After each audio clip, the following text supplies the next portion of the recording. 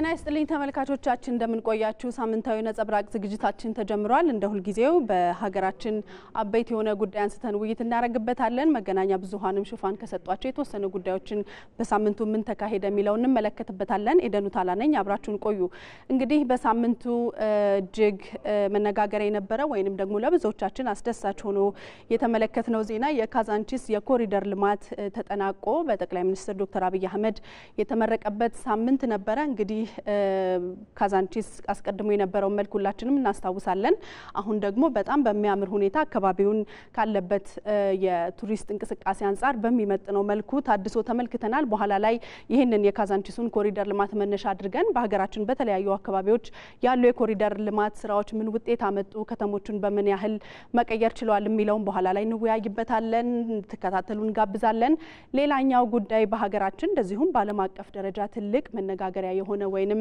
ብዙዎቻችንን ያሳዘነ ክስተት ነው ብፁዕ ወቅዱስ ርዕሳነ ሊቃነ ጳጳሳት ፍራንቺስኮ ህይወታቸው ያለፈበት ሳምንት ነበረ እንግዲህ በተለይ የካቶሊካዊት ቤተክርስቲያን እንግዲህ በዓለም አቀፍ ደረጃ ያላት ተጽዕኖ ፈጣሪነት የሚታወቅ ነው በተለይ ቤተክርስቲያኗ ወደ 1.4 ቢሊዮን የሚጠጋ ምእመናን ያላት ቤተክርስቲያን መሪ እንደመሆናቸው በዓለም አቀፍ ደረጃ ተጽዕኖ ፈጣሪ ተብለው ከሚጠቀሱ ግለሰቦች መካከል ቀዳሚ ናቸው በተለይ ደግሞ ለሰላም እንደዚሁም በተለያዩ ማህበራዊ አገልግሎቶች በመስጠት የሚታወቁ ጳጳስ ናቸው እንግዲህ በዚህ ሳምንት ያረፉት በዛሬው ዕለት የቀብር ስነ ስርዓታቸው እየተካሄደ ነው የሚገኘው በጣም ዓለም አቀፍ የሚባሉ ትልልቅ መገናኛ ብዙሃን ኦልሞስት ሳምንቱ ሙሉ የእሳቸውን ሀዘን በተመለከተ በቀጥታ ስርጭት ጭምር እየዘገቡት የቆዩት ነው በዚህ ጉዳይ ላይ ባልደረባይን መስፍንን ምን ተሰማ የእሳቸው ህልፈትስ ያለው ምንድነው በቤተክርስቲያኒቱ እንግዲህ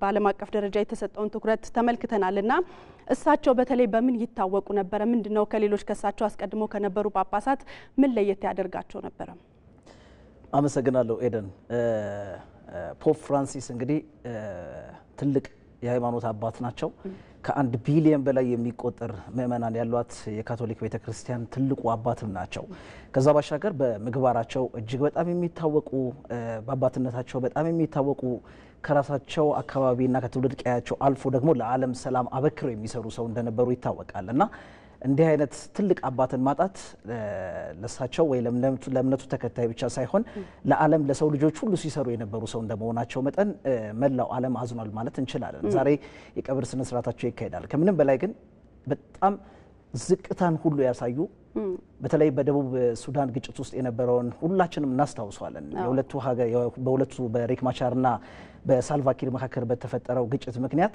ሁለቱ መሪዎች ለዘመናት ባለመግባባታቸው እንደ ሀገርም ውድቀት ውስጥ እየገቡ ነው እንደዚሁም ደግሞ ብዙ ዜጎች ህይወታቸውን ከማጣታቸው ጋር በተያያዘ መግባባት አልችል ሲሉ እሳቸው በአካል መጥተው አስታርቃለሁ ብለው እኚህን የመሰሉ ትልቅ አባት ምሳሌ መሆን የቻሉበትን ጉልበታቸው ላይ እግራቸው ላይ ወድቀው ሁሉ የለመኑበትን አጋጣሚ እናስታውሳለን ስለዚህ ለአብነት የሱዳን እናነሳን እንጂ በበርካታ የዓለም ሀገራቶችን በመንቀሳቀስ ስለ ሰላም የሰበኩ ለሰላም የኖሩ ስለ ሰላም የዘመሩ ታላቅ አባት ናቸውና እሳቸው ማጣት ለመላው ዓለም ትልቅ ሀዘን ነው በትክክል እንግዲህ ቀደም ሲልም እንዳነሳውት በተለይ የካቶሊካዊት ቤተክርስቲያን በተለያዩ ሀገራት ውስጥ የምትሰራቸው በትምህርት ጤናን በተመለከተ በየሀገራት ውስጥ ልጆችን ማብቃት የሚችሉ ምሁራንን ማፍራት የሚችሉ ወይንም ደግሞ ለበርካታ ዜጎች የጤና አገልግሎት መስጠት የሚችሉ የጤና ተቋማትን በመገንባት ረገድ በዲፕሎማሲውም በባህልም ግንባታ ረገድ ትልቅ ድጋፍ የምታደርግ ቤተክርስቲያን እንደመሆኗ ይህን ቤተክርስቲያን የሚመሩ ቤተ እምነት የሚመሩ ጳጳስ ደግሞ በዓለም አቀፍ ደረጃ በእነዚህ ምክንያቶች ያላቸው ተሰሚነት ተጽዕኖ ፈጣሪነታቸውም ትልቅ በመሆኑ በየሀገራት ውስጥ ሰላምን በማምጣት ረገድ ማህበራዊ መስተጋብሮችን በማጠናከር ረገድ ትልቅ ድርሻ እንደነበራቸው ይወሳል እንግዲህ ለመላው የካቶሊካውያን እምነት ተከታዮች እንደዚሁም ለመላው የዓለም ህዝብ መጽናናት እንመኛለን ቀጥሎ የምንመለከተው ጉዳይ የሀገር አቀፍ የብሔራዊ የምክክር ኮሚሽን እንግዲህ የአጀንዳ ማሰባሰብ ስራውን በኦልሞስት በሁሉም ክልሎች ከትግራይ በስተቀረ የአጀንዳ ማሰባሰብ ስራውን እንዳጠናቀቀና እናውቃለን በቅርቡም በአማራ ክልል የነበረውን ስራ አጠናቋል አሁን ደግሞ በፌደራል ደረጃ ወይንም በአገር አቀፍ ደረጃ የአጀንዳ ማሰባሰብ ስራውን ሊጀምር ቅድመ ዝግጅቱን ማጠናቀቁን ያሳወቀበት ሳምንት ነው እንግዲህ በእነዚህ የፌደራል ባለድርሻ አካላት እነማን ናቸው የሚለውንም ዘርዝሮ በርካቶችን እነማን ሊሳተፉ ይችላሉ የሚለውንም ማሳውቋል ወደ 800 የሚጠጉ ተሳታፊዎች ይሳተፉ ያርፉበታል ተብሎ ይጠበቃል። እንግዲህ ሀገራዊ ምክክር ኮሚሽን በሀገራችን ያሉ ቅሬታ ወይንም አለመግባባትን የሚፈጥሩ መሰረታዊ ጉዳዮችን በንግግር በውይይት ለመፍታት ታልሞ የተቋቋመ ኮሚሽን እንደሆነ እናውቃለን። ቀጥሎ የምንመለከተው ጉዳይ እንግዲህ ሁለት ጉዳዮችን ነው በዚህ ልናካትት የሞከርነው። ከሳውዲ ተመላሽ የሆኑ ዜጎች አሉ። እንደዚሁም ደግሞ ከሰሞኑን የጅቡቲ መንግስት ኢትዮጵያውያንን ጨምሮ የሌሎች ሀገራት በጅቡቲ የሚኖሩ ህጋዊ ፈቃድ ወይንም ወረቀት የሌላቸው ዜጎችን በተመለከተ ያወጣው መግለጫ አለ። እንደምንመለከተው ከሳውዲ በዚህ ሳምንት ወደ 3285 የሚጠጉ ኢትዮጵያውያን በአስቸጋሪ ሁኔታ ውስጥ ያሉ ዜጎችን ወደ ሀገር ውስጥ መመለስ ተችሏል። እስካሁንም በተሰሩ ስራዎች ከ18000 በላይ የሚጠጉ ዜጎችን ወደ ሀገር ውስጥ መመለስ ተችሏል ማለት ነው። እንግዲህ በጥቅሉ የምናነሳው የስደትን ጉዳይ ስለሆነ የጅቡቲ መንግስት ደግሞ ከሰሞኑን ከሚያዝያ 3 ጀምሮ ለአንድ ወር ጊዜ በሚቆይ ጊዜ ውስጥ ህጋዊ ፈቃድ የሌላቸው ወይንም ወረቀት የሌላቸው የትኛውም ሀገር ዜጎች ሀገሯን ለቀው እንዲወጡ ማሳሰቢያ በፈቃዳቸው ለቀው እንዲወጡ ማሳሰቢያ መስጠቷ ይታወቃል። በጅቡቲ የኢትዮጵያ ኤምባሲ ደግሞ ይህንን ለ3 ወራት ያክል የጅቡቲ መንግስት እንዲያራዝም ጥያቄ አቅርቦ የነበረ ቢሆንም ጥያቄው ተቀባይነት አላገኘም። ስለዚህ በዚህ ከሚያዝያ 3 ጀምሮ ከግንቦት 3 ጀምሮ በሚካሄደው አንድ ወር ጊዜ ውስጥ ስለዚህ ሁሉም በጅቡቲ ያሉ ህጋዊ ወረቀት የሌላቸው አካላት አገሩን ለቀው እንዲወጡ መወሰኑን የተገለጸበት ሳምንት ነው። ስለዚህ እንደሚታወቀው በርካታ ኢትዮጵያውያን በንግድም በተለያዩ ስራዎች በጅቡቲ እንደሚገኙ ይታወቃልና ይህንን የሀገራችን ዜጎች በፈቃዳቸው ይህንን ውሳኔ የማይተገብሩት ከሆነ በአስገዳጅ ሁኔታ የሚደርስ እንግልቶችን ለመቀነስ ሲል ኤምባሲው ማሳወቁን መመልከት ተችሏል ማለት ነው። ሌላኛው የምናነሳው ጉዳይ የሆነው የትራፊክ አደጋ በዚህ ሳምንትም ተከስቷል። እንግዲህ በየሳምንቱ የትራፊክ አደጋን ማስተናገድ እየተለመደ የመጣ ባህል ነው። ይሄ ትንሽ ከፋ ያለ የትራፊክ አደጋ ነው። ወደ 16 ሰዎች ህይወታቸውን ያጡበት ነው። 22 ሰዎች ደግሞ ከባድ ጉዳት አስተናግደዋል። ከሻሸመኔ ወደ አዲስ አበባ የሚመጣ የህዝብ ማመላለሻ ከጭነት መኪና ጋር በመጋጨት እንግዲህ የምንመለከተውን አይነት አሳዛኝ አደጋ ደርሷል ማለት ነው። እንግዲህ በሀገራችን እንደዚህ አይነት በርከት ያሉ ሰዎችን ህይወት የሚቀጥፍ አደጋ ከቅርብ ጊዜ ወዲህ በጣም እየጨመረ መምጣቱን ተመልክተናልና በተለይ አሽከርካሪዎች እንደዚሁም ደግሞ ተሳፋሪዎች የምንችለውን ጥንቃቄ ማድረግ እንደዚህ አይነት አሰቃቂ አደጋዎችን ማስቀረት መሞከር አለብን ማለት እንወዳለን። እነዚህ ከሀገር ውስጥ የተወሰኑ ጉዳዮችን አንስተናል። የኮሪደር ልማትን መነሻ አድርገን ውይይት እናደርጋለን። ከክልል ስቱዲዮች እንግዶች አሉን። ከነሱ ጋር እንቀጥላለን። አብራችሁን ቆዩ።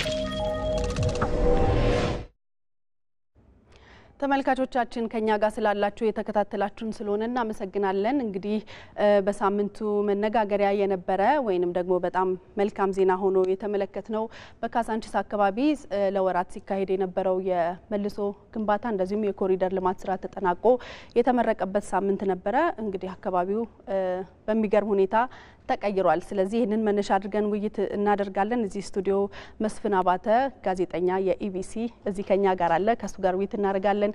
ከክልል ስቱዲዮም ደግሞ ከጅማ ራሄል አብደላ እንደዚሁም ደግሞ ከሀረር ቴዎድሮስ ታደሰ ከኛ ጋር አሉ። እነሱ ደግሞ በሁለቱ ከተሞች የተካሄደው ወይንም የተገነባው የኮሪደር ልማት ምን ውጤት አስገኘ፣ ከተሞቹን በምን ያህል ደረጃ መቀየር ችሏል የሚለውን በኋላ ላይ ያስቃኙናል። አስቀድሜ ወደዚህ ወደ ስቱዲዮ ልመለስና በቅድሚያ እንኳን ደህና መጣ። እንኳን ደህና ቆየሽ። አመሰግናለሁኝ። እንዴት አየኸው የካሳንቺስን ኮሪደር ልማት? እንዴት ምን ያህል ቀይሮታል ብለህ ታስባለህ? አዲስ አበባ ውስጥ በተለይ በጣም የተጠጋጉ ለነዋሪዎች ምቹ ያልሆኑ እንደዚሁም ከፍተኛ የሆነ የተጠጋጋ ህዝብ ማህበረሰብ ከሚኖርባቸው አካባቢዎች መካከል አንዱ ሆነች ይታወቃል ካዛንቺስ። ከዚህ ባሻገር ደግሞ የከተማዋ ድምቀት ተብለው ደግሞ ስም ስትጠቅሺ ከምትጠቅሻቸው አራዳ፣ ፒያሳ፣ ደጃቹቤ ብለሽ እነ ካዛንቺስን ነው የምትጠቅሺውና እንዲህ አይነት ትልቅ ስም ኖሯት ነገር ግን ስሟን በሚመጥን መልኩ ደግሞ ያልተገነባች ያልተመሰረተች ከተማ እንደሆነች ይታወቃልና ጥንታዊነቷን ይዛ ይኖረች ነች። እጅግ በጣም ለዜጎች ምቹ ያልሆኑ በጣም የተጠጋጉ ቤቶች እንደነበሩባት እናውቃለን ካዛንቺስና ፎቆችን እንኳን ለማየት ከቅርብ ዓመታት በኋላ ነው ማየት የጀመርንባት አካባቢ እንደሆነች ይታወቃል። ከዛ ባሻገር የከተማዋም እምብርት ከተማ ነች ብለሽ ወይም ሰፈር ነች ብለሽ ልጠቅሻት የምትችላት አካባቢ ነችና አጠቃላይ እንግዲህ የኮሪደር ልማት እንደው የካዛንቺስን ከማንሳቴ በፊት እንደ ሀገር የተጀመረው የዚህ የኮሪደር ልማት ዋነኛ ዓላማዎቹ ምንድን ናቸው? ዝም ብሎ አካባቢውን መቀየር ብቻ ይዞ የመጣ ዓላማ አይደለምና የመጀመሪያው ከተሜነትን ማዘመን ነው። ስለዚህ አዲስ አበባ እንግዲህ የአፍሪካ መዲና ነች። አዲስ አበባ በሚሊዮን የሚቆጠሩ ዜጎች የሚኖሩባት ነች። የዲፕሎማቲክ ማህበረሰብ መናገሻ ነች።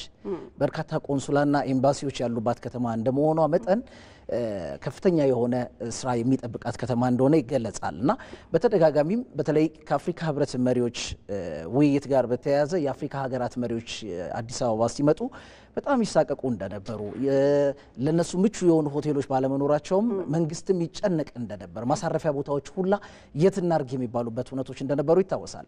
ምንም እንኳን በኋላ ላይ የሀገር ባለውለታ በሆኑት ባለሀብቱ ሼክ መሐመድ አሊ አላሙዲን የተገነባውን የሸራተን ሆቴልን መጣለን እንጂ ከዛ ፊት በነበሩት ጊዜያቶች እጅግ በጣም ከባድ ሁነቶች እንደነበሩ መረዳት ይቻላል። ታዲያ የዚህ ሁሉ የአንድ አህጉር ዋና መዲናና መቀመጫ የሆነችው ከተማ መዘመን አለባት የሚለው ጥያቄ ለዘመናት የሚነሳ ቢሆንም ነገር ግን በተለያዩ ምክንያቶችና ለዘርፉም ትኩረት ባለመስጠት ምክንያት እስከዛሬ ድረስ ተጓቶ መጥቷል። ይሄ ብቻ አይደለም፣ መቀመጫነቱን ከአዲስ አበባ መነሳት አለበት የሚሉ መሪዎች የበዙበትን አጋጣሚ እናስታውሳለን። ላብነት ያህል የሊቢያው የቀድሞ ፕሬዚዳንት ሙአመር ጋዳፊ አንድ ወቅት ቪዲዮ ቀርጸው ለአፍሪካ መሪዎች ምንድነው ያሉት? ሸራተን ሆኖ ነው የቀረጹትና እዩት፣ እንዲህ አይነት አካባቢ ነው የምንኖረው። እንደ ትሪፖሊ፣ እንደ ካይሮ፣ እንደ ጆሃንስበርግ የመሳሰሉትን ከተማ ባሉበት አህጉር ውስጥ ተቀምጠን እንዲህ አይነት አካባቢዎች ላይ ለደህንነታችን ሁላ በሚያሰጉ አካባቢዎች ላይ ውይይት ማድረጋችንና መምጣታችን ተገቢ አይደለም፣ ይሄን ልታስቡበት ይገባል የሚል ሀሳብ አንስተው ነበር። ነገር ግን ጥያቄው በየጊዜው ቢነሳም በየዘመኑ የነበሩት የኢትዮጵያ መሪዎች ደግሞ ከታሪክ አንጻር ኢትዮጵያ ለአፍሪካ አንድነት ድርጅት የከፈለችውን ዋጋ ከግምት በማስገባት ተመሳሳይ የሆነ አቋምና ወጥ የሆነ መርህ ይዘው በመታገላቸው እንግዲህ እስከዛሬ ድረስ የአፍሪካ አንድነት ድርጅት ያው መቀመጫውን አዲስ አበባ ላይ አድርጎ ተቀምጧል። ስለዚህ ከተሜነትን ማዘመን ነው። ከምንም በላይ ደግሞ ውብና ማራኪ የሆነ አካባቢን መፍጠር ነው። ለኑሮ ለዜጋው የሚኖረው ዜጋ በአካባቢው ላይ ምቹ ሁነቶች ተፈጥሮለት ሊኖር ይገባል የሚሉ ሀሳቦችም አሉ። ከዛ ባሻገር ግን ዓለም በአሁኑ ሰዓት በጣም ትልቅ የኢንካም ጄኔሬት እያደረገበት ያለውን የቱሪስት መዳረሻ ከሆኑ ዘርፎች መካከል አንዱ ከተሜነት ነው። ስለዚህ ከተሜነትን ማዘመን በቱሪዝም ዘርፉ ላይ የሚገኘው ገቢ እጅግ ከፍተኛ እንደሆነ ነው የሚነገረው። ምቹ መኖሪያ ቤቶችን መገንባትም በተመሳሳይ ሁነት አብሮ የሚሄዱ ጉዳዮች ናቸው። ስለዚህ የካዛንቺስ የኮሪደር ልማት እንዳየነው አንድም የተጠጋጉ አካባቢዎችን ለዜጎች ምቹ በማድረግ ሂደት ውስጥ የመንገድ ስራዎች ተሰርተውለታል፣ የማፋሳሻ ቦዮች ተሰርተውለታል። የእግረኛ መንገዶቹ እጅግ በጣም ምቹ ናቸው። ቅድም አንቺ ስትገልጪ እንደነበረው የትራፊክ አደጋ እኮ አንዱ መንስኤ የሚሆነው እኮ የእግረኞች መንገድ ምቹ ካለመሆኑ ጋር ተያይዞም የሚፈጠሩ አደጋዎች እንዳሉ እናውቃለን። በፐርሰንት ያው ራሳቸው ባለሙያዎቹ ማወጡት ነገር እንዳለው አሁን በቁጥር ምናልባት መግለጽ ባንችልም በአዲስ አበባ በከፍተኛ ሁኔታ በተለይ የእግረኞች ሞት መቀነሱን እንደዚሁም የመኪና አደጋ መቀነሱን ከዚህ ቀደም ሪፖርቶች ሲወጡ ነበር። የኮሪደር ልማቱ በተለይ በተሰራባቸው አካባቢዎች ያ ብቻ አይደለም፣ የትራፊክ መጨናነቁንም በነገራችን ላይ ትልቅ እፎይታ የሰጠ ነው።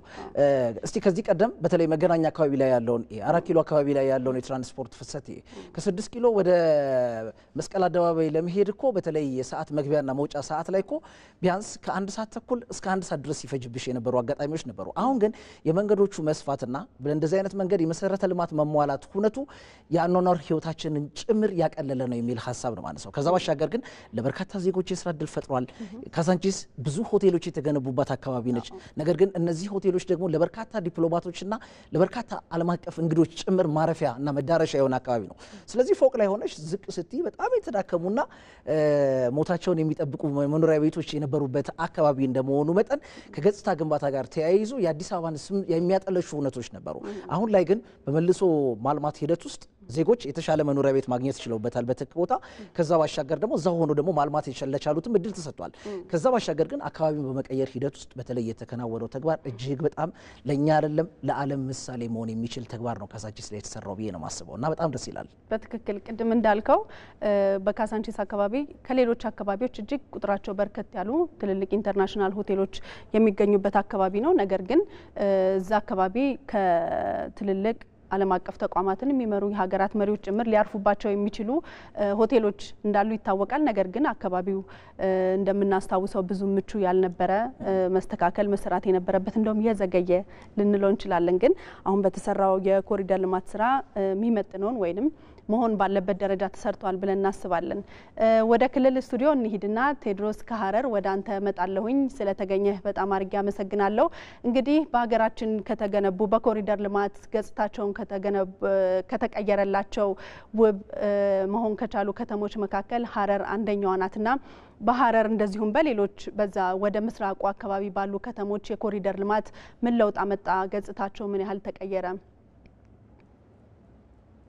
ካሜደን አመሰግናለሁ እንግዲህ በሐረሪ ክልል በተለይ በሐረር ከተማ የኮሪደር ልማት ስራው በዋናነት አካታች የሆነ የማህበራዊና ኢኮኖሚያዊ ተጠቃሚነትን ለማህበረሰቡ አጎናጽፏል ለምሳሌ ብናነሳ የጀጎል ቅርስን በዋናነት ማንሳት እንችላለን የኮሪደር ልማት ስራው ሲጀመር በዛ በጀጎል ቅርስ አካባቢ ነው የተጀመረው እንደሚታወቀው የጀጎል ቅርስ በተባበሩት መንግስታት የትምህርት የሳይንስና የባህል ተቋም ዩኔስኮ በቅርስነት የተመዘገበ አካባቢ ነበር ለበርካታ አመታትም ቅርሱ ምንም አይነት እንክብካቤና ጥበቃ ሳይደረግለት የቆየ በመሆኑ ለአደጋ እስከ መጋለጥ ድረስ መድረሱ ይታወቃል እንግዲህ በኮሪደር ልማት ስራ በመጀመሪያው ዙሪያ ኮሪደር ልማት ስራ የጀጎል የውስጥ ለውስጥና እንዲሁም ደግሞ የጀጎል ዙሪያን የማስዋብና የአረንጓዴ ስፍራዎችን የመፍጠር ስራ ነው የተከናወነው የ5 ኪሎ ሜትር የውስጥ ለውስጥ መንገዶችን ማጽዳት ማሳመር ተችሏል ከዚህ በፊት እንደሚታወቀው ቱሪስቶች ወደ ጀጎል መተው በውስጥ የሚገኙ ሙዚየሞችን ጎብኝተው ከመሄድ ያለፈ ሚናም አልነበራቸውም አሁን ላይ ግን የጀጎል የውስጥ ለውስጥ የኮሪደር ልማት ስራ ከተከናወነ በኋላ እጅግ በጣም የቱሪስት ፍሰቱን እንዲጨምር የሀገር ውስጥም የውጪ ሀገር ጎብኚዎችም በስፋት እንዲመጡ አስችሏል ይህንን ለአብነት እንኳን ለማንሳት ብንሞክር በዘንድሮ ዓመት በ2017 በመጀመሪያዎቹ 9 ወራት በአጠቃላይ ወደ 122 ሚሊዮን ብር የሚጠጋ ከሀገር ውስጥ ጎብኚዎች እንዲሁም ደግሞ ወደ 14 ሚሊዮን ብር የሚጠጋ ከውጭ ሀገር ጎብኚዎች ማግኘት ተችሏል ማለት ነው ይህ እንግዲህ ሊሆን የቻለው በአጠቃላይ በተለይ የሐረር ከተማን እንዲሁም ደግሞ የጀጎልን ቅርስ በኮሪደር ልማት ስራ ማስዋብና ማሳመር መቻሉ ነው ሌላው በተጨማሪ እንግዲህ የአካባቢዎቹን ዋጋ ወይም ደግሞ ቫልዩ መጨመር መቻሉ ነው በእነዚህ አካባቢዎች ላይ የተከናወነው የኮሪደር ልማት ስራ በዋናነት አካባቢዎቹ ለነዋሪዎች ምቹ ውብ እንዲሆኑ ከማስቻል ባለፈ የአካባቢው ዋጋ እንዲጨምር የተለያዩ የኢኮኖሚ እንቅስቃሴዎች በአካባቢው እንዲጎለብቱ አስችሏል ይህም የአካባቢው ማህበረሰብ በስፋት ተጠቃሚ አድርጓል ማለት ነው እንግዲህ ከበርካታ ዘመናት በፊት አባቶች ይህንን በተለይ የጀጎል ቅርስን ገንብተው አኑረዋል የዘንድሮ ትውልድ ደግሞ ይህንን በኮሪደር ልማት ጽንሰ ሀሳብ አካባቢው ህያው እንዲሆን ህይወት እንዲዘራ መንገዶች ህያው እንዲሆኑ አስችሏል በአጠቃላይ ከጀጎል ውጪ በተከናወነም የኮሪደር ልማት ስራ እንዲሁ በአጠቃላይ በተለይ የእግረኛ መንገድን እንዲሁም ደግሞ የተሽከርካሪ የብስክሌት መንገድን በመገንባት በአካባቢው ባልተለመደ ሁኔታ በርካታ መናፈሻ አካባቢዎችን መፍጠር ተችሏል እንዲሁም ህብረተሰቡ የሚዝናናባቸው ጊዜውን የሚያሳልፍባቸው አካባቢዎችን መፍጠር ተችሏል ማለት ነው በዚህ አካባቢ እንግዲህ ከሐረር በተጨማሪም በድሬዳዋ እንዲሁ ወደ 11.04 ኪሎ ሜትር የሚጠጋ የኮሪደር ልማት ስራ እየተገነባ ይገኛል አሁን ላይም ወደ 1 ኪሎ ሜትር በላይ የሚሆነው ተጠናቆ ወደ አገልግሎት ውሏል እንግዲህ በአካባቢው ያሉ ሀብቶችን ማሰባሰብና ከኮሪደር ልማት ጽንሰ ሀሳብ ጋር ማቀናጀት የተቻለበት መሆኑ ደግሞ በድሬዳዋ የኮሪደር ልማት ስራ ማንሳት ይቻላል እንደሚታወቀው ድሬዳዋ ስትነሳ ጎን ለጎን የምድር ባቡር የሚነሳ ነው እንግዲህ የምድር ባቡሩን ደግሞ ከዚህ ከኮሪደር ልማት ስራ ጋር በማስተሳሰር በተለይ አካባቢው ላይ ሰዎች በኮሪደር ልማት ስራ የተከናወኑ አረንጓዴ ስፍራና ነፋሻማ አካባቢዎችን በባቡር እየተንቀሳቀሱ የሚጎበኙባቸውን ሁኔታዎች መፍጠር ተችሏል ከዛም ባሻገር የህፃናት መጫወቻና መናፈሻ መዝናኛ ስፍራዎችን መገንባት ተችሏል እንዲሁም በጅጅጋ በአጠቃላይ ወደ 30 ኪሎ ሜትር የሚጠጋ የኮሪደር ልማት ስራ በዚህ በአሁን ሰዓት እየተከናወነ ሲሆን 10 ኪሎ ሜትሩ በግንባታ ላይ ይገኛል በቅርቡም ለአገልግሎት ይበቃል ተብሏል እንግዲህ በአጠቃላይ በዚህ በምስራቁ የሀገሪቱ ክፍል በዋና ዋና ከተሞች የኮሪደር ልማት ስራ የአካባቢዎቹን ገጽታ ከመቀየር ባለፈ ለነዋሪዎች ምቹና ውብ ማድረግ ችሏል ማለት ይቻላል መልካም አመሰግናለሁኝ። ራሄል ወደ አንቺ ልምጣ። እንግዲህ ቀደም ሲል እንዳነሳሁት በኮሪደር ልማት ገጽታቸውን ማሳመር ከቻሉ ከተሞች መካከል አንደኛዋ ጅማ ነች። በተለይ ያላትንም የተፈጥሮ ሀብት ከመግለጥ አንጻር ጅማ በጣም ተቀይራ መመልከት ችለናል ሁላችንም እና ምናልባት በጅማ በተሰራው የኮሪደር ልማት ስራ የተገነቡ መሰረተ ልማቶች ምንድናቸው? ከተማዋስ ምን ያህል ለውጥ አመጣ? ምን ጠቀመ ብለሽ ታስቢያለሽ? አመሰግናለሁ። እንግዲህ አንቺም ቀደም ሲል እንደጠቀሽው የጅማ ከተማ ገጽታ እጅግ በሚደንቅ መንገድ ተቀይሯል። በአዲስ አበባ ከተማ ጅማሬውን ያደረገው የኮሪደር ልማት ስራ በተለያዩ የክልል ከተሞች ተስፋፍቶ የተገነባ መሆኑ ይታወቃል። ከነዛም የክልል ከተሞች አንደኛዋ ጅማ ነች። በጅማ ደግሞ ቀደምት የነበረች የቆየች ከተማ ነች። የኮሪደር የፕሮጀክት ደግሞ ኮሪደር ከመገንባትም ያለፈ ነው። ማለትም ታሪክን የማቆየት የማደስ የማነጽ ስራ የሚሰራ ነው ማለት ነው። ለአብነትም ያክል በጅማ ከተማ ከሚታወቁ ቆየት ካሉ ሰፈሮች ፈረንጅ አራዳ በመባል የሚታወቀው አካባቢ ይጠቀሳል። በዛ አካባቢ ለጅማ ከተማ ታሪክ ከሆኑ አካባቢዎች አንደኛዋ ነች እና በዛ አካባቢ ታሪክን ለቀጣዩ ትውልድ እንዲያቆይ በሚያስችል መንገድ ነው የኮሪደር ፕሮጀክቱ የተሰራው። ለዚህም ነው የኮሪደር የልማት ስራ ሀገርንም መገንባት ነው የሚያስብል ስራዎች ናቸው። ሌላኛው እንግዲህ የስራ ባህልን የቀየረ ነው። በከተማው ቀደም ሲል ያልነበረ 24ቱንም ሰዓት 7ቱንም ቀናት የመስራት ባህልን ያዳበረ ነው። በዚህም እንግዲህ በፕሮጀክቱ የመጀመሪያው ምዕራፍ ተጠናቋል። ሆኖም ግን በሌሎች ፕሮጀክቶች ላይ ተግባራዊ እየተደረገ ነው ማለት ነው። ሌላኛው ይህ ፕሮጀክት ሲገነባ 9000 ለሚበልጡ ወጣቶች የስራ እድልን የፈጠረ ነው በግንባታው ወቅት ማለት ነው። ከዛም በኋላ እነዚህ ፕሮጀክቶች የወንዝ ዳርቻንም ጨምሮ እነዚህ የኮሪደር ልማት ፕሮጀክቶች ከተጠናቀቁ በኋላ ወጣቶች ተደራጅተው ስራን የቢዝነስ የተለያዩ የንግድ ስራዎችን በዛ አካባቢ መስራት ጀምረዋል። ይህ ደግሞ በከተማዋ ያለውን ኢኮኖሚ ለማነቃቃት ያገዘ ነው ማለት ነው። ሌላኛው ሰፋፊ የመንገድ ንጣፎች ተደርገዋል። የቀደሙትን ያደሱ እንዲሁም ደግሞ አዳዲስ የጎን ስፋታቸው 10.5 ሜትር የሚሆኑ ሰፋፊ አስፋልቶች፣ የእግረኛ መንገዶች፣ የሳይክል መንገዶች እንዲሁም ተሰርተዋል። ይህ ደግሞ በከተማዋ ይፈጠር የነበረውን የትራፊክ አደጋ በከፍተኛ ሁኔታ ለመቀነስ ያስቻለ ፕሮጀክት ነው ማለት ነው። መልካም። ሌላኛው ይህ ፕሮጀክት በ1.6 ሚሊዮን ብር የተገነባ እንዲሁም ደግሞ ፕሮጀክቶች ተጀምረው በፍጥነት መጠናቀቅ እንደሚችሉ ያሳየ ፕሮጀክት ነው። ሌላኛው ደግሞ የከተማው ማህበረሰብ በነፃ ጊዜውን የሚያሳልፍበት ፎቶ ፕሮግራም ሲኖርባቸው ፎቶዎች የሚነሱበት ወክ የሚያደርጉበት በነፃነት ወጣቶች፣ ህፃናቶች እንዲሁም ሌሎች የማህበረሰቡ ክፍሎች የሚዝናኑባቸውን ሁኔታ ያመቻቸ ነው ማለት ነው። ሌላኛው እንግዲህ አመሰግናለሁኝ። ምናልባት በኋላ ላይ መልሼ ያገኝሻለሁኝ። ከዲላ አንድ እንግዳ አሉኝ። እንግዳዬ ሮቤል ሙላት ይባላል። ዶክተር ጋዜጠኛና የከተማ ጥናት መምህርና ተመራማሪ ነው። አስቀድሞ ጋዜጠኛ የነበረ አሁን በዲላ ዩኒቨርሲቲ መምህር ነው። ፍቃደኛ ሆነ ስለተገኘ ሮቤል አመሰግናለሁኝ በጣም። እንግዲህ ከጥናትና ምርምርም እንዳደረክ በከተሞች እድገት ላይ መረጃው አለኝ። የኮሪደር ልማት እንግዲህ ከተሞቻችን አስቀድሞ የነበራቸውን ምቹ ያልሆነ ሁኔታ እናውቃለንና የከተሞች የኮሪደር ልማት በከተሞች ውስጥ መጀመሩ ምንድነው ፋይዳው? ለማህበረሰቡ ለከተሞች ምንድነው ያለው ጠቀሜታ? አመሰግናለሁ ኤደን ስለጋበዝሽኝ እና በዚህ ፕሮግራም ላይ ስለተገኘሁ ደስ ብሎኛል። አመሰግናለሁ። ያነሳሻቸው ጥያቄዎች መሰረታዊ ናቸው፣ መልካም ጥያቄዎች ናቸው። በዋናነት እነዚህ የኮሪደር ልማት ለከተሞች ያላቸው ፋይዳ እንደዚሁም ደግሞ በከተማ ውስጥ ለሚኖሩ ማንኛውም የህብረተሰብ ክፍል የሚሰጡት ፋይዳ ምንድን ነው የሚለውን ነው። ወደዚህ ጥያቄ ከመምጣቴ በፊት ግን ሁለት መሰረታዊ ነገሮች ማየት ጠቃሚ መስሎ ይታየኛል። አንደኛው ከተሞችን መረዳት ነው። ሁለተኛው ደግሞ ዘመናዊ ስንል ያንን ከተማ ምን ማለት ነው? በሶስተኛ ደረጃ ደግሞ ይሄ ኮሪደር ልማት እዚህ ከተማ ላይ ሲተገበር ወይም ወደ ተግባር ሲገባ የሚጨምረው እሴት ምንድን ነው? የሚያበረክተው አስተዋጽኦ ምንድን ነው? በዘላቂነትስ ከተሞች ለሁሉም ምቹ የሚያደርግበት መንገድስ ምን ይመስላል ነው። የከተሞችን ታሪክ ማየት ብንችል የትላንት ወይም የትላንት ወዲያ ታሪክ አይደለም። ከአክሱም ስልጣኔ ጀምሮ ከከተማ ጋር የተገናኘ ታሪክ አለን። ጥልቅ ቁርኝትም አለን። በ16ኛው ክፍለ ዘመን የጎንደርን እንዲሁም የሐረርን ታሪክ ማንሳት እንችላለን። በ19ኛው ክፍለ ዘመን ደግሞ ከአዲስ አበባ መመስረት ከባቡር መስፋፋት ጋር እንደ ድሬዳዋ ያሉ ከተሞች የነበራቸውን አስተዋጽኦ ማየት እንችላለን። ከዛ በተጨማሪ ከ20ኛው ክፍለ ዘመን እንዲሁም ከ21ኛው ክፍለ ዘመን የመሰረተ ልማት መስፋፋት፣ የኢንዱስትሪ አብዮት እንዲሁም የቴክኖሎጂ መቀላጠፍ ከተሞች በከፍተኛ ሁኔታ እንዲጨምሩ አድርጓል። በኢትዮጵያም እየተተገበረ ያለው እየተስተዋለ ያለው ይሄ ነው። ነገር ግን በዋናነት ኮሪደር ልማት ከቅርብ ዓመታት ወዲህ መስፋፋት ወይም መተግበር ከጀመረ በኋላ ከተሞች በዋናነት ለነዋሪዎቹ ምቹ እንዲሁም በከፍተኛ ቁጥር የስራ ዕድል ፈጠራ እንደዚሁም እንደ መብራት፣ ቴሌ፣ መንገድ፣ ውሃ የሚባሉ የመሰረተ ልማት ዋና አንቀሳቃሽ እንቅስቃሴዎችን ለማሳለጥ ወይም በቅንጅት ለመስራት ከፍተኛ አስተዋጽኦ እንዳደረገ ይታመናል።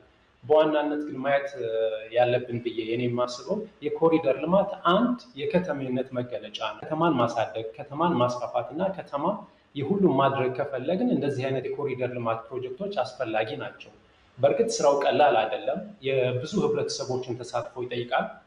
የብዙ ባለድርሻ አካላትንም አስተዋጽኦ ይጠይቃል። በዋናነት በዚህ በኮሪደር ልማት አራት ነገሮችን ማየት እንችላለን ብዬ አስባለሁ። አንደኛው ምንድነው?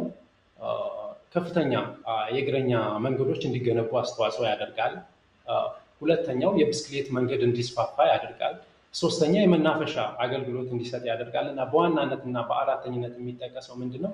ከፍተኛ የስራ እድል ይፈጥራል። ባልደረባችሁ ከጅማ እንደጠቀሰችው ለብዙ ሺህ ወጣቶች የስራ እድል ይፈጥራል። እንደዚህም በሌሎች ከተሞች እኔ ጥናት ባደረኩባቸው ለምሳሌ ሐዋሳ፣ ዲላ፣ አርባ ምንጭ እና ሌሎች የክልል ከተሞችም ኮሪደር ልማቱ በስራ እድል ፈጠራ፣ ነፋሻ ለቱሪስት ለነዋሪው ምቹ ከማድረግ አንጻር እንዲሁም ዋና ዋና የምንላቸው መሰረተ ልማቶች እንደ መብራት እንደ ቴሌ በአንድ እንዲዘረጉ ከማድረግ አኳያ ከፍተኛ ሚና ይጫወታል። ሁለተኛው ከዘመናዊነት አንጻር ያነሳሽው ነው። ከተሞችን ከማዘመን አንጻር የህብረተሰቡን ኑሮ ቀላል ምቹና ጤናማ ከማድረግ አንጻር ያላቸው አስተዋጽኦ ነው። ዘመናዊነት ስንል ከአውሮፓ የተኮረጀው ዘመናዊነት ማለት አይደለም። በእርግጥ ከአውሮፓውያኖቹ የምንማረው ልምድ አለ፣ ቴክኖሎጂ አለ፣ ባህል አለ። ነገር ግን ደግሞ እኛ ደግሞ የከተሜነት ታሪክ አለን። ትላንት አይደለም ከተሞች መፈጠር የጀመሩት በኢትዮጵያ ውስጥ።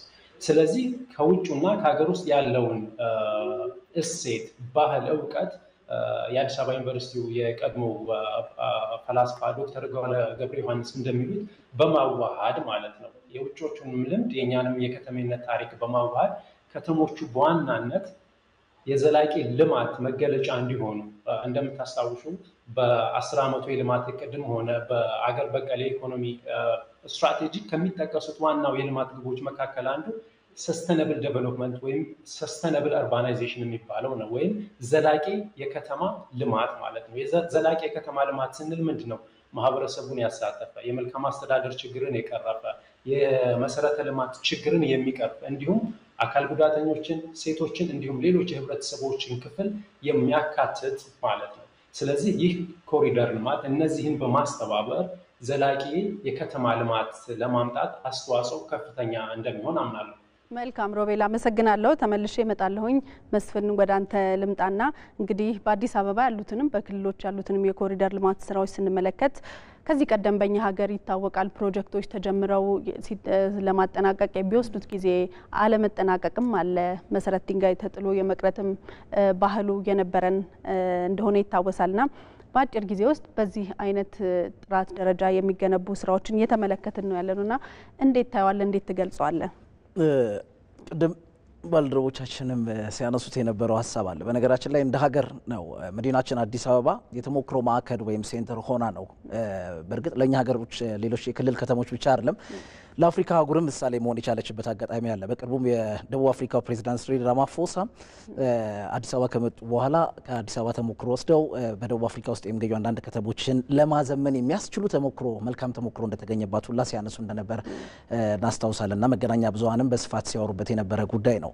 ከዛ ባሻገር ግን ሁሉን አቀፍ የሆነ የልማት አውታር ነው እየተከናወነ ያለው የሚለውን ሀሳብ ነው። ከተሞችን ከከተሞች የማስተሳሰር ስራዎች እየተሰሩ ነው። ለአብነት ያህል ሁለተኛው ዙር የአዲስ አበባ የኮሪደር ልማት ስራ ከአጎራባች ዙሪያው ካለው አሁን ሸገር ሲቲ ሆኖ ከተቋቋመው ከተማ ጋር የተሳሰረ ነው። አሁን የኮየው እዛ አካባቢ ላይ ያሉትን አሁን ሁለተኛውን የኮሪደር ልማት ዙሮች ብትመለከቱ ኦልሞስት ከተማን ከከተማ ጋር የማስተሳሰር ነው። አዲስ አበባን አልፎ በአጎራባች አካባቢዎች ያሉት ነው። ነገ ሸገር ሲቲ ደግሞ በአጎራባቹ ካሉት ከተሞች የኦሮሚያ ከተሞች ጋር ያደርጋል። ዜን እያለ አማራው ከኦሮሚያው፣ ኦሮሚያው ከሲዳማው እንዲህ እያለ መላው ኢትዮጵያን ማልማት የሚያስችል አቅም ይፈጠራል ተብሎ ይታሰባል። ሀብት ይፈልጋል፣ ጊዜ ይፈልጋል። ነገር ግን በተለይ ለኛ ለኢትዮጵያውያን በተለይ ደግሞ በርካታ ፕሮጀክቶችን አቅደን ወይ ፕሮጀክቶቹ ተጠናቀው ለማህበረሰባቸው አገልግሎት ሳይሰጡ መክነው በሚቀሩባት ሀገር ውስጥ ከዚህ ቀደም የነበረ ልምድ ወይ ደግሞ በድህነት ሀገር ውስጥ ተቀምጠን ደግሞ ሀብታችን ለሌላ ልማት ሳይውል በርካታ ፕሮጀክቶች መክነው የቀሩባቸው አጋጣሚዎች አሉ። ስለዚህ ኢትዮጵያ ትልቁ ችግር የነበራት ፕሮጀክት ታቅዳለች፣ በጀት ታዘጋጃለች፣ ፕሮጀክቶች ይጀመራሉ። በጥናት በዲዛይን በምናምን በብዙ ምክንያቶች ብቻ ፕሮጀክቶች የሚቋረጡባቸውን አጋጣሚዎች አይተናል። ይሄ በየወረዳው በየዞኑ በየከተማው ብትጂ እንደ አይነት ሁነቶች በስፋት አሉ። ነገር ግን በተለይ የኮሪደር ልማቱ በ6 ወር ውስጥ ነው የመጀመሪያው ዙር ፕሮጀክት የተጠናቀቀው። ኦልሞስት ወደ 43 ኪሎ ሜትር አካባቢ ሽፋን ያለው ነው። አሁን ፒያሳን ተመልከቺ፣ መገናኛን፣ ሜክሲኮን፣ ቦሌን፣ ሴምሲ አካባቢ ያለውን የከተማዋን ገጽታ ተመልከቺ። ስለዚህ ከተማዋን መቀየር ብቻ ሳይሆን በአንድ አካባቢና በሰፈሮች አካባቢ ላይ ያለው በከተማ ውስጥ ያሉ የተለያዩ ምዕራፎችን ጭምር ያስተሳሰረ እድገት ነው። ስለዚህ መንገዶቹ ዝም ብሎ መንገድ መገንባት ብቻ አይደለም። መንገዶቹ ከህንፃዎቹ ጋር ያላቸውን ግንኙነት ጭምር ጥናት ያደረገ ከዚህ ቀደም የነበሩት መንገዶችን የማስፋፋት ስራዎች የተሰራበት ዜጎች እኔ ብዙ ጊዜ የሚገርመኝ ምንድነው ከዚህ ቀደም የነበረው ማለት ማህበረሰባችን ምን ያህል ንጹህ አካባቢን የሚሻ ማህበረሰብ መሆኑን የምታየው እኮ በየሰፈሩ ስገቢ ሽንት መሽናት በህግ ያስቀጣል የሚሉ ጽሁፎችን ቆርቆሮ ላይ አጥር ላይ ግንብ ላይ ተጽፎ እናያለን። ህግ ስትይ በህግ ደረጃ የተቀመጠ ነገር የለውም ያኔ። ነገር ግን ሰዋችን ንጹህ አካባቢን ላይ የመኖር ፍላጎት እንዳለው ግን ትረጃለሽ። አሁን በኮሪደር ልማት ግን በለሙት አካባቢዎች ላይ ሜንታሊቲሽ ስነልቦናሽ ራሱ እዛ አካባቢ ላይ ያንን ተግባር ለመፈጸም ራሱ አይጋብዝሽም። ስለዚህ አዲስ አበባ የተሞክሮ ማዕከል ሆናለች። ሌሎች የሀገሪቱ ከተሞች የጀመሩት የኮሪደር ልማት ስራ ይበል የሚያሰኝ ነው። ጅማ በጣም በሚገርም ሁኔታ አምራለች። ባለፈው የፌዴሪ ጠቅላይ ሚኒስትር ዶክተር አብይ አህመድ በሄዱበት ሰዓት አጠቃላይ ሚዲያ ሽፋን ተሰጥቶት በስፋት መመልከት ይችላል። ቀደም ሲል የሐረርን ጉዳይ አይተናል። በርካታ የቱሪስት መስህብ መዳረሻ ያላቸው ታሪካዊ ቅርሶች የሚገኙበት ከተማ እንደሆነ ይታወቃል። ባህር ዳርን በዚህ ልክ፣ ሐዋሳን በዚህ ልክ፣ እነ መቀሌን በዚህ ልክ ማልማት ከቻለና ሌሎች መካከለኛ ላይ ያሉ ከተሞችና ሜትሮፖሊታን ወይም ሪጂኦፖሊታን የሆኑ ከተሞችን በዚህ ልክ ማልማት የምንችል ከሆነና የተጀመሩ ስራዎች ሲጠናቀቁ ኢትዮጵያ በአፍሪካ ትልቅ የተሞክሮ ማዕከል መሆን የሚያስችላትን አቅም ትፈጥራለች ብዬ ነው ማስበው። መልካም እንግዲህ የኮሪደር ልማት ስራን ስናነሳ ከተሞችን የማዘመን ስራ እንዳለ ሆኖ በጠቅላይ ሚኒስትሩ የተጀመረ ኢኒሼቲቭ አለ፣ የገጠር ኮሪደር ልማት የሚል ማለት ነው። እንግዲህ በየገጠሩ ይህንን ተግባራዊ ለማድረግ እንቅስቃሴዎች፣ ሙከራዎች እንዳሉ እናውቃለን። ነገር ግን በኮሪደር ልማት በገጠር ኮሪደር ልማት ስራ እንደ አብነት ልንጠቅሰው የሚችል በማህበራዊ በፌስቡክ ላይ ያገኘሁት አንድ ፎቶ አለ። በጣም የገረመኝ የደቡብ ምዕራብ ኢትዮጵያ ክልል የመንግስት ኮሚኒኬሽን ቢሮ ያጋራው ምስል ነውና በሸካ ዞን ማሻ ወረዳ ካንጋ ቀበሌ ውስጥ የሚገኙ አንድ አርሶ አደር እንግዲህ መኖሪያ ግቢያቸው ምናልባት በምስሉ ላይ እንደምትመለከቱት እንግዲህ የአንዱ አርሶ አደር የመኖሪያ ግቢ ነው። እንዴት እንደሚያምር ያየው ነው መስፍኔ። በጣም የትልቅ ባለሀብት ግቢ ምናልባት ግቢው ኖሮት አንድ ባለሀብት በዚህ ደረጃ ላይ ያስውብ ይችላል ከተሞች መካከል ሆኖ ማለት ነውና በገጠር ውስጥ የሚገኝ አንድ አርሶ አደር የራሱን የመኖሪያ ግቢ በዚህ መልኩ አስውቦ እንደሚኖር የደቡብ ምዕራብ የመንግስት ኮሚኒኬሽን ያጋራው ምስል ማግኘት ችያለሁ ማለት ነው ማህበራዊ ሚዲያ ላይ። ስለዚህ ይህንን መነሻ አድርገን ሮቤል ወደ አንተ መጣለሁኝ። እንግዲህ የገጠር ኮሪደር ልማት ስራ እንደዚሁም ደግሞ በከተሞች ውስጥ ያሉ አሁን ለምሳሌ ኮሪደር ልማት ሲመጣ ነው እውነት ለመናገር ከተሞቻችን ምን ያህል ምቹ እንዳልነበረ ልዩነቱን በማየት ነው ማስተዋል የጀመርነውና ምናልባት ከተሞችን ማዘመን ምን ያህል አስፈላጊ ነው? ከዜጎች ከማህበረሰቡ ህይወት ጋር ምን ያህል የተሳሰረ ነው? እንትኑ ምንድነው? ሊያሳድር የሚችለው ተጽዕኖ ምንድነው? የከተሞች አለመዘመን ወይንም በገጠር ያለው ያልዘመነ ህይወት ያሉት ተግዳሮቶች ሊያስከትል የሚችሉ ችግሮች ምንድናቸው? አመሰግናለሁ ኤደን። በመግቢያሽ ላይ የተናገርሽው ያሳየሽው ፎቶግራፍ በተመሳሳይ መንገድ ጉራጌም አካባቢ የገጠር አካባቢዎች ላይ እንደዚህ አይነት የገጠር የኮሪደር ልምድ ያሳየናል። እነዚህ በጣም ተገቢ ናቸው፣ አስፈላጊ ናቸው። ነገር ግን ወደ ከተማ ስንመለስ እንደሚታወቀው በአሁኑ ሰዓት 23% የኢትዮጵያ ህዝብ በከተማ ነው የሚኖረው። ይህ ቁጥር በ2038 ወደ 42-43 ሚሊዮን ህዝብ ነው በከተማ የሚኖረው። ስለዚህ ከተሞች በጣም አስፈላጊ የመሆናቸው እድል የማይቀር ነው ማለት ነው። ለምን ከገጠር ወደ ከተማ ከፍተኛ የህዝብ ቁጥር ይፈልሳል። በዋናነት ደግሞ ከተሞች የስራ፣ የፈጠራ፣ የኪነ ጥበብ፣ የፖለቲካ፣ የኢኮኖሚ እንዲሁም የትምህርት ማዕከል ናቸው። ስለዚህ ከተሞች ላይ የሚከሰት ለውጥ፣ አዳዲስ ነገር መላ የሀገሪቷን ሁኔታ ይቀይረዋል ማለት ነው። ከዚህ በተጨማሪ ከ15% ኢኮኖሚ እየመነጨ ያለው በአሁኑ ሰዓት ከከተሞች ነው፣ የሀገሪቷን አጠቃላይ ገቢ ማለት ነው። ስለዚህ ከተሞችን ያገለለ የከተማ ነዋሪውን ያላሳተፈ ማንኛውም ኢኮኖሚያዊ፣ ፖለቲካዊ እና ባህላዊ እንቅስቃሴ ውጤቱ በጣም አስቸጋሪ ነው። ነገር ግን ከዚህ በፊት እንደሚታወቀው ረዥም የከተማ ታሪክ ቢኖረንም በተለያዩ ውስጣዊና ውጫዊ ችግሮች አሁንም ከተሞቻችን ለምሳሌ ከፕላን ጋር ማያያዝ እንችላለን። ዘመናዊ ፕላን ባለመኖሩ በከተሞች ላይ ሰዎች ተጠጋግተው እንዲኖሩ መሰረተ ልማትን ለማስፋፋት በጣም አስቸጋሪ አድርጓቸዋል።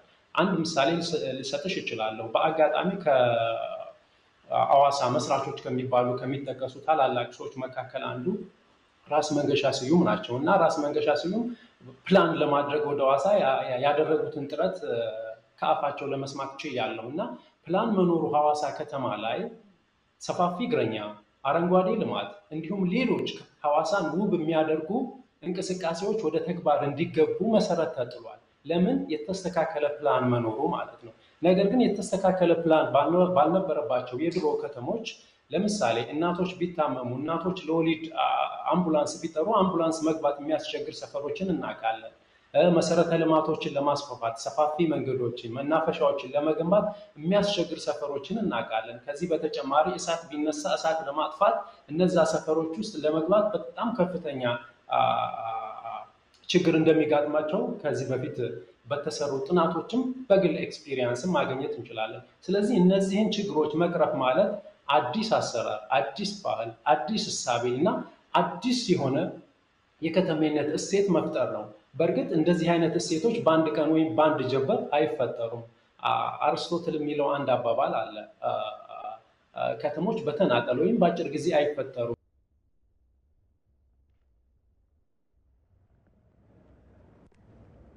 መልካም። በኋላ ላይ ተመልሰን ወደ ሮቤል እንመጣለን። ትንሽ የኢንተርኔት ግንኙነታችን ተቋርጧል። ወደዚህ ወደ ስቱዲዮ ልመለስ። መስፍኔ ወደ አንተ ልምጣ። ላቋርጥሽና ከተሞች በአንድ ቀን አይገነቡም የሚል ሀሳብ ነው ያነሳው። ሮም ከክርስቶስ ልደት በፊት በ700 አካባቢ ላይ ነው መሰረት የተጣለችው የተቆረቆረች የሚሉ መረጃዎችን እያየው ነበርና ሮምን በአንድ ቀን አልተገነባችም። አስቢው ዛሬ ላይ ሮም የደረሰችበትን የከተማ እድገትና ዝማኔን ላብነት ማንሳት እንችላለን። ነገር ግን ይሄን ያህል ዓመታት ከክርስቶስ ልደት በፊት የተመሰረተች የተቆረቆረች ከተማ ነች። ብዙ ሂደቶችን አሳልፋለች።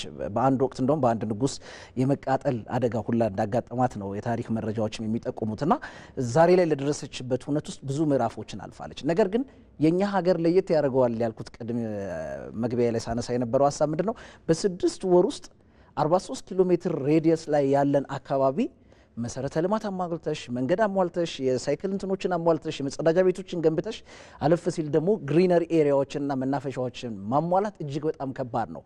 ለዛውም ገና ከድህነት ዓለም ውስጥ ለመውጣት እየተፍጨረጨረች ባለች ሀገር ውስጥ። ስለዚህ የተሰራው ስራ በሞዴልነት የሚጠቀስ ነው ያልኩት እነዚህን ምክንያቶች በማጠቃሸነት በማንሳት ነው። ስለዚህ ከተሞች ጊዜ ይፈልጋሉ፣ ሀብት ይፈልጋሉ። በቅርቡ የጠቅላይ ሚኒስትሩን የቬትናም የሃኖይን ጉዞ አይተሹ ከሆነ እንግዲህ ቬትናም በጣም አግራሪያን የሚባል ህይወት የነበራቸው ህዝቦች ናቸው። በአግሪካልቸር ነው አብዛኛው ማህበረሰብ እንደ ኢትዮጵያ የሚኖረው ከዚህ በፊት በነበረው ሁነት ውስጥ ተመለከቺ። ነገር ግን ጠቅላይ ሚኒስትሩ ልኡካቸውን ይዘው የሄዱት ለፖለቲካዊ ማህበራዊና ኢኮኖሚያዊ ዲፕሎማሲያዊ ግንኙነታችንን ለማጠናከር ነው። ነጥለን ግን አንዷን ዘርፍ እናየውና እሳቸው የኮሪደር ልማት ሁነቶችንም ተሞክሮቹን ለመቀመር ልኡካቸውን ይዘው በተንቀሳቀሱበት ሁነት ውስጥ እያየ ነው ነበርና የት ነች ይቺ ሀገር እንዳልኩት በቃ ማለት ቬትናም ከዚህ ቀደም በዚህን ያህል ልክ እንደ አንድ የሚዲያ ባለሙያ እንኳን ገብቼ እንኳን አይቻት አላቅም። በተለያዩ አጋጣሚዎች መረጃውን ያለው ነገር ግን የከተሞቿን ዝማኔ ግን በዚህ ልክ ማየት አልቻልኩም ነበርና ሃኖይን ሙሉ በሙሉ ነው የኛ ሚዲያ አይተሹ ከሆነ ቀረጻ ያደረገውና መረጃው ከተማዋን ምን ያህል የእድገት ማማ ላይ ሄዳለች የሚለውን ነገር ለማየት አስችሉኛል። ነገር ግን ቬትናም እዚህ ደረጃ ላይ ለመድረስ ግን 30 ዓመታት ፈጅቶባታል።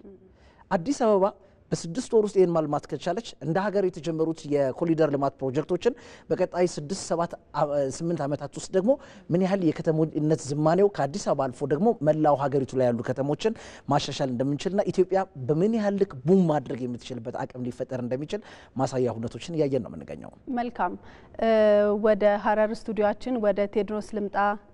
ቴዲ እንግዲህ ቀደም ሲል እንደተመለከት ነው የሀረር ከተማ በእጅጉ ገጽታዋ አምሮ ተመልክተናልና በዚህ ውስጥ ግን የመንግስትን ስራ የመስራት ወይንም ፕሮጀክቶችን የመፈጸም አቅም እንዳነሳ ነው ሁሉ የህብረተሰቡን ተሳታፊነት አጋዥነት መዘንጋትም የለብንምና በሀረር አካባቢ በግንባታው ስራ የነበረው የህብረተሰቡ ተሳትፎና ድጋፍ ከተጠናቀቀም በኋላ የህዝቡ ስሜት ምን ይመስላል?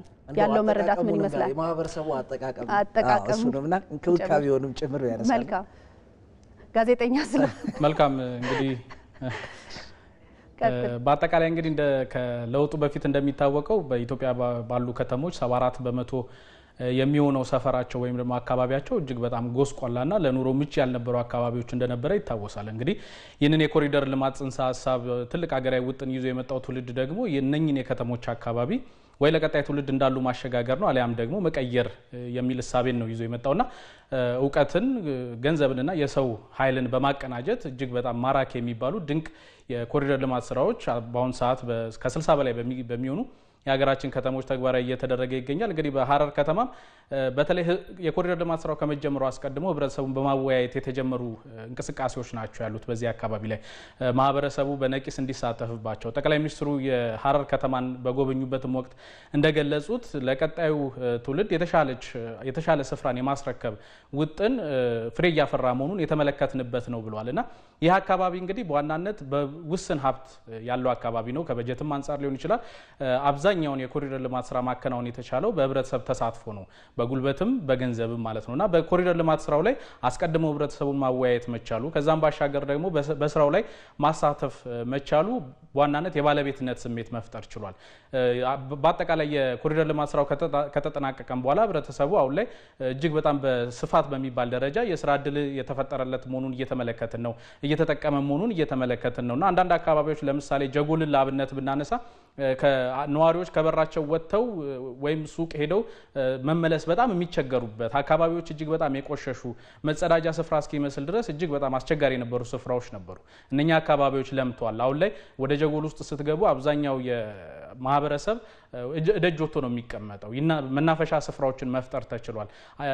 አንዳንድ የአካባቢ ነዋሪዎችም እንደሚገልጹት ከሆነ እጅግ በጣም እድለኞች መሆናቸውን የገለጹልን። ምክንያቱም ያንን የተበላሸ ወይም ደግሞ ለአደጋ ተጋርጦ የነበረ ቅርስና አካባቢ አሻሽሎ አዘምኖ ታሪካዊነቱንና ጥንታዊነቱን በጠበቀ መልኩ ቅርሱን በማሻሻል በዚህ ደረጃ ላይ መስራት መቻሉ እጅግ በጣም እድለኝነት መሆኑንም ነው የሚገልጹትና በአጠቃላይ በዚህ አካባቢ የተከናወነው ስራ ለቀጣዩ ትውልድ የተሻለ ስፍራን የማስረከብ ውጥን ፍሬ እያፈራ መሆኑን እውነትም የተመለከትንበት ነው። ህብረተሰቡም እጅግ በጣም ደስተኛና ተጠቃሚም በማህበራዊ ዘርፍም በኢኮኖሚ ዘርፍም ተጠቃሚ የሆነበት ነው ማለት ይቻላል።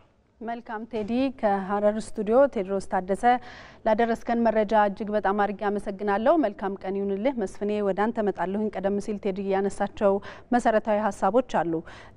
በዚህ የልማት ስራ ውስጥ በተለይ በአዲስ አበባ ያለውን ሁኔታ ስንመለከት ዜጎች ተሳትፏቸው ቀላል የሚባል አይደለም። መንግስት ምንም ያህል ስራውን ሲሰራ ካሳ መክፈል ቢኖርበት የልማት ተነሺዎችን ያስተዳደረበት መንገድ መልካም እንደሆነ መመልከት እንችላለን። እንደውም ከሰሞኑን የፋሲካ ዕለት አይተህ እንደሆነ የካዛንቺስ ልማት ተነሺዎችን ጠቅላይ ሚኒስትሩ እንደዚሁም ከንቲባ አዳነች አቤቤ ቀዳማዊት እመቤት እንደዚሁም ሌሎች የመንግስት የስራ ኃላፊዎች ለመጎብኘት ጉብኝት አድርገው ነበርና በዛን ጊዜ የተመለከትነው ሁነት አለ። የልማት ተነሺዎቹ በእርግጥ ከዛ አካባቢ ተነስተው ወደ ሌላ ሰፈር ሲሄዱ ሰፈሩን እስኪ ለምዱት መንግስት ራሱ እያላመዳቸው ነው ብዬ አስባለሁ። በተደጋጋሚ ተማሪዎቹ የሚማሩበት ሁኔታ ምን ይመስላል የሚለውን ቼክ ሲያደርጉ ሲከታተሏቸው ተመልክተናል። በበዓላት ጊዜም ሳይረሷቸው እነሱን በማስታወስ ያሉበት ድረስ በመሄድ ጠይቋል። እንደውም ደግሞ ከተሰራ በኋላም አምጥቶ የማስጎብኘት ሂደት እንደነበረ ተመልክተናልና ምናልባት የልማት ተነሺዎች የተያዙበትን መንገድስ እንዴት ልንጠቅሰው እንችላለን? ያው መንግስት ዝም ብሎ የጀመረው ጉዳይ አይደለም። ከፍተኛ የሆነ ጥናት ተደርጎበታል። ከጥናቱ ባሻገርም መንግስት እንደ መንግስት የዜጎቹ ደህንነት፣ የዜጎቹ ሰላም፣ የዜጎቹ የመኖር እና የህልውና ጉዳይ ያሳስበዋል፣ ግዴታውም ነው ብዬ አስባለሁ። በዚህ እውነት ውስጥ ይሄ ስራ ከመጀመሩ በፊት እነዚህ ዜጎች በምን አይነት እውነት ሊያርፉ ይችላሉ፣ የተሻሉ ስራዎች እንዴት ነው መሰራት ያለባቸው የሚለውን በፕሮጀክት ደረጃ እቅድ ተይዞ ነው። በነገራችን ላይ ያው ማለት ታዳጊ ሀገር ላይ ነው ያለ ነው። 100% የዜጎችን መብት ማዳረስ ይከብዳል። አሁን አገሪቱ ባለችበት የኢኮኖሚ ደረጃ እኛ ሀገር አይደለም ሀያል ብለን የምንጠራት በኢኮኖሚ በፖለቲካም ትልቅ አቅም ፈጥራለች የምንላት አሜሪካም የዜጎቿን መብት 100% መመለስ ትችላለች ማለት የዋህነት ነው የሚሆነው። ስለዚህ አብዛኞቹ ዜጎች ግን ከዚህ ቀደም ይኖሩበት የነበረው የመኖሪያ ቤት ሁኔታ አለ፣ የአካባቢ ምህዳር አለ። ከዛ ወጥተው ወደ ተሻለ የአኗኗር ሁኔታ ውስጥ መግባታቸውን በተለያየ ጊዜ መገናኛ ብዙሃኖችም የዘገቡባቸው አጋጣሚዎች አሉ። አንድ ቤት ውስጥ 3 በ3 በሆነች ቤት ውስጥ 12 እና 13 ቤተሰቦች እየተፈራረቁ የሚተኙበት ገብተሽ ለማደር እንግዳ ሲመጣብሽ እንኳን የምትሳቀቂባቸው ቤቶች የነበሩባቸው አጋጣሚዎች ነበሩ።